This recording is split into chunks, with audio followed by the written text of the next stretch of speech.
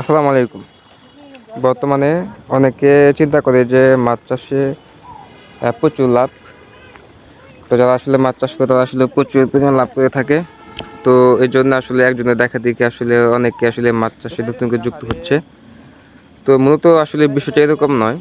হ্যাঁ, লাভ লস আসলে ব্যবসা তো থাকবেই, কিন্তু আসলে লাভটা যদি আবার নিশ্চিত করতে চাই তাহলে আসলে এখানে আসলে অনেকগুলা বিষয় অনেকগুলো ফ্যাক্টর আসলে কাজ করে। তো আমরা আসলে জানি যে মাছ চাষ আসলে বিভিন্নভাবে মানুষ করে। তো আসলে আমরা আসলে কিভাবে মাছ চাষটা করতেছি, আমাদের কস্টিংটা কেমন হচ্ছে, আমাদের খাবার ব্যবস্থাপনা কি, আমাদের মাছ চাষ ব্যবস্থাপনা কি, আমরা কোন পদ্ধতিতে মাছ চাষ করতেছি, তো এটার উপর আসলে নির্ভর করে মাছ চাষের লাভ। তো আমরা মূলত দুটি পদ্ধতিতে মাছ চাষ করে থাকি। একটা হচ্ছে সনাতন পদ্ধতি, একটা হচ্ছে বাণিজ্যিক বা কমার্শিয়াল যেটা বলি না কেন। তো সনাতন পদ্ধতি যেটা, সেটাতে আসলে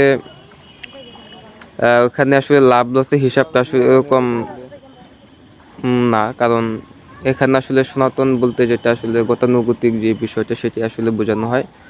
তো সনাতন হচ্ছে যে আপনি একটা পুকুর আছে, আপনি কিছু মাছ ছেড়ে দিচ্ছেন, মাছটা কিছু খাবার দিচ্ছেন বা দিচ্ছেন না, দিন শেষে হয়তো বা আপনি নিজে কিছু মাছ ওখান থেকে নিতেছেন খাওয়ার জন্য, পরবর্তীতে হয়তো বা কিছু মাছ বিক্রি করতেছেন।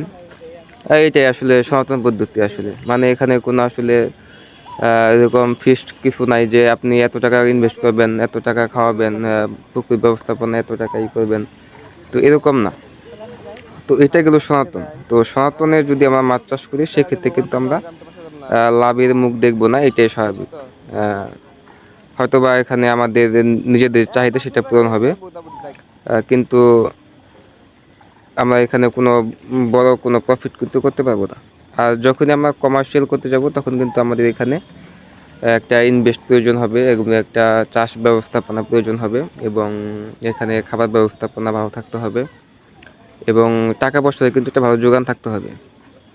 তো ব্যবসা মানে যে আসলে ইচ্ছা শক্তির বিষয় বা মন চাইলে আসলে শুরু করে দেওয়া যায় এরকম না কিন্তু আসলে। তো যে কোনো একটা বিষয়ে আসলে একটা ফোকাস থাকে, একটা নির্দিষ্ট একটা আকাঙ্ক্ষা থাকে। তো সেই আকাঙ্ক্ষা যদি আমরা পূরণ করতে চাই বা আপনি যদি পূরণ করতে চান তাহলে কিন্তু সেটা বাস্তবায়ন করার জন্য আপনাকে কিন্তু এর আগে কিছু বিষয় জানতে হবে এবং বুঝতে হবে, এবং কিছু প্রস্তুতি কিন্তু নিয়ে রাখতে হবে। যেমন আমরা যদি মাছ চাষে লাভ করতে চাই তাহলে কিন্তু আমাদের অবশ্যই মাছ চাষ বিষয়ে আমাদের একটু জ্ঞান থাকতে হবে, একটু মাছ চাষ সম্পর্কে একটু জানাশোনা থাকতে হবে, এবং দেন তারপরে আমাদের যেটা লাগবে সেটা হচ্ছে আমাদের অর্থনৈতিক সাপোর্ট। আমাদের কিন্তু মাছ চাষ করতে গেলে প্রচুর অর্থ প্রয়োজন হয়। আসলে এই অর্থটা আসলে আমরা কি মাছ চাষ করব তো সেটার উপর নির্ভর করে। যদি আমরা ক্যাটফিশ জাতীয় মাছ উৎপাদন করি তাহলে কিন্তু আমাদের খরচটা অনেক বেশি হবে, আর যদি আমরা বাংলা মিশ্র চাষ করি তাহলে সেক্ষেত্রে আমাদের খরচটা কিন্তু একটু কম হবে। তো